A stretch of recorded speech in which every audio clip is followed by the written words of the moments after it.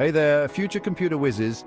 Captain Computer here, and I'm super excited to guide you on your journey into the awesome world of computers. Don't worry, it's not as complicated as it looks. It's like learning a new game, fun and exciting. First things first, let's meet the players, the basic parts of your computer.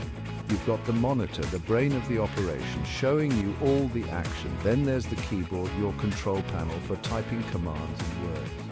And don't forget the mouse, the trusty sidekick for pointing and clicking your way around. See? We're already speaking computer language. Now, are you ready to dive into the exciting world of operating systems and software? Let's go. Now that you've met the physical parts of your computer, let's introduce you to the most important part you see, the operating system, or OS for short. Think of it as the boss of your computer, telling all the parts how to work together. One of the most popular OS bosses is Windows. Windows comes in different versions, like Windows 10 or Windows 11, each with its own cool features. Macs have their own captain called macOS. Both are great, just a little different. You'll be clicking and typing like a pro in no time. Ready to learn some Windows secrets? Let's unlock the power of the taskbar.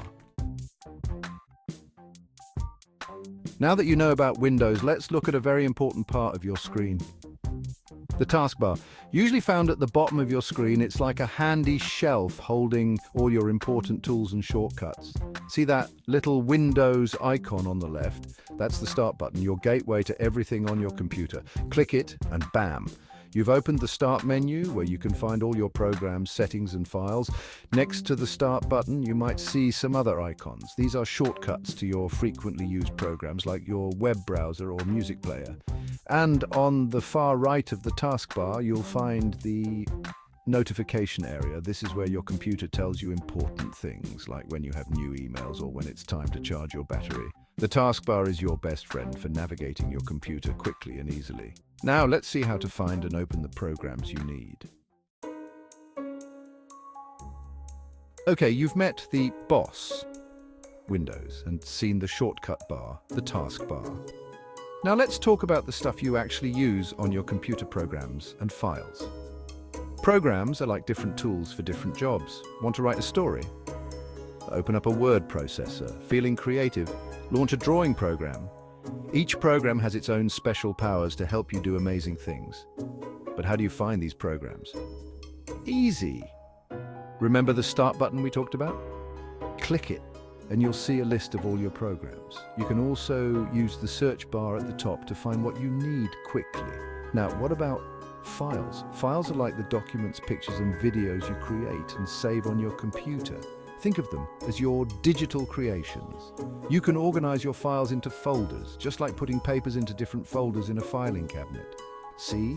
Navigating your computer is like going on a treasure hunt. You know where to find your tools, programs, and your treasures, files. Now, are you ready to explore the vast world of the internet?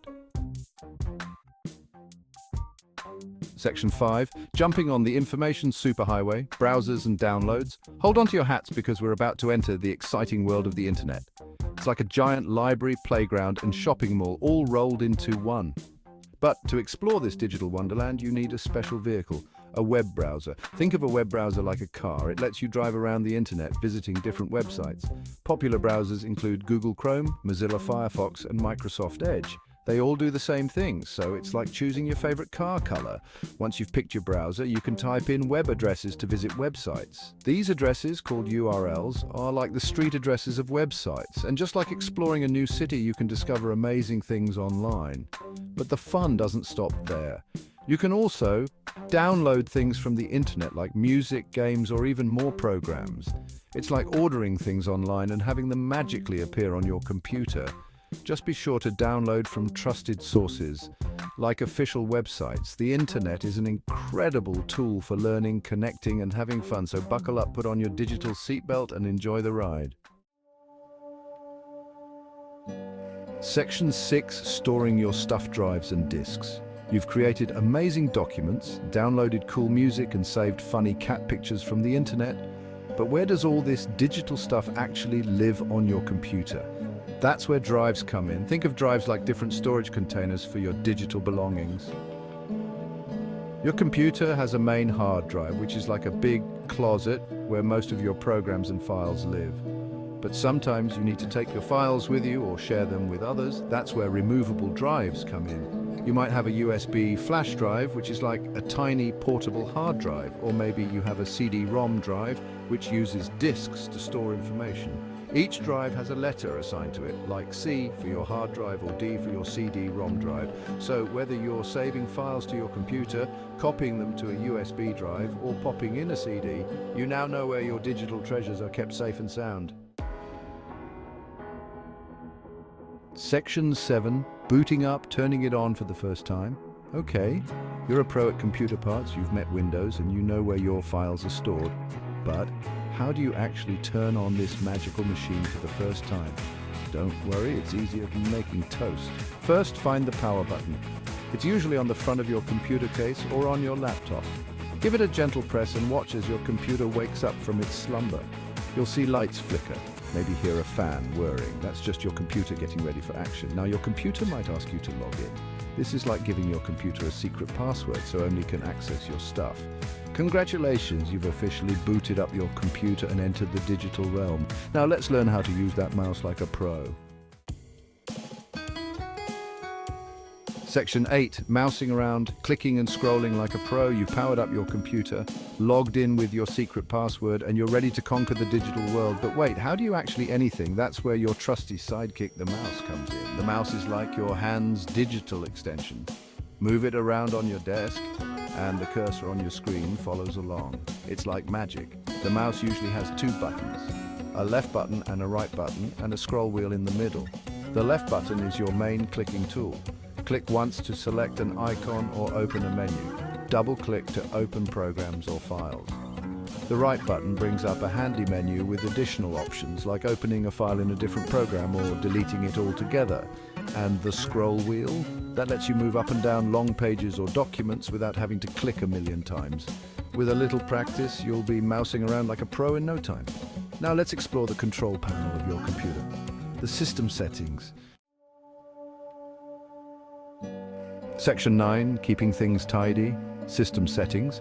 You've mastered the basics of using your computer, but what if you want to change something?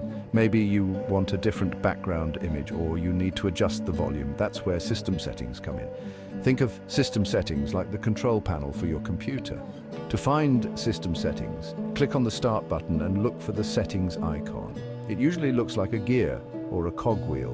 Once you're in system settings, you'll find a bunch of different categories. Don't be overwhelmed. We'll just focus on a few essential ones for now. In the personalization section, you can change your desktop background, choose a new screensaver, or adjust the size of your text.